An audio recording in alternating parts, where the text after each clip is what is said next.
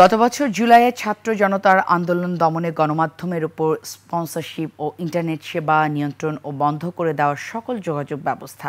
তখন সংঘাতের প্রকৃত চিত্র বিশ্বজুড়ে তুলে ধরার ক্ষেত্রে আন্তর্জাতিক গণমাধ্যম পালন করে গুরুত্বপূর্ণ ভূমিকা। বিশ্বের বিভিন্ন প্রভাবশালী গণমাধ্যম তুলে ধরে বাংলাদেশের ভয়াবহ চিত্র। শেখ হাসিনা সরকারের উপর বাড়তে থাকে চাপ। বিস্তারিত নাইম আহমেদের টেক্সট রিপোর্টে। জুলাই অভ্যুত্থানের সময় তৎকালীন সরকার কঠোর হাতে বিক্ষোভ দমন করতে চেয়েছিল। বাংলাদেশের স্থানীয় গণমাধ্যমগুলো সেন্সরশিপের শিকার হয় এবং ইন্টারনেট ও সামাজিক যোগাযোগ মাধ্যম বন্ধ করে দেওয়া হয়। তখন আন্তর্জাতিক গণমাধ্যমে ছিল তথ্যের প্রধান উৎস।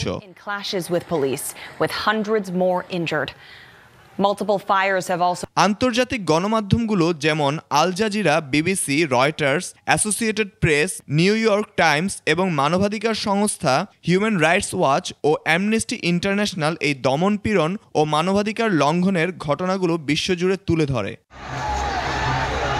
তারা বিচার বহির্ভূত হত্যাকাণ্ড, অতিরিক্ত বল প্রয়োগ, নির্বিচারে গ্রেপ্তার ও নির্যাতনের বিশদ বিবরণ প্রকাশ করে। রংপুরের শিক্ষার্থী আবু সাইদের গুলিবিদ্ধ হওয়ার ঘটনা ক্যামেরায় ধারণ করে আন্তর্জাতিকভাবে ছড়িয়ে দেওয়া হয়, যা বিশ্বজুড়ে ব্যাপক ক্ষোভের সৃষ্টি করে। আন্তর্জাতিক গণমাধ্যমগুলোর ব্যাপক ও নিরবিচ্ছিন্ন কভারেজ বাংলাদেশের পরিস্থিতি সম্পর্কে বিশ্বব্যাপী মনোযোগ আকর্ষণ করে।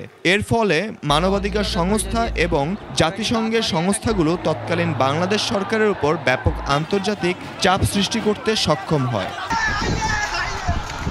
আন্তর্জাতিক গণমাধ্যমগুলো জুলাইয়ে সরকারি নির্যাতনই শুধু তুলে ধরেনি, বরং ভবিষ্যতের জবাবদিহিতা এবং ন্যায় বিচার প্রতিষ্ঠার মাইলফলক তৈরি করেছে।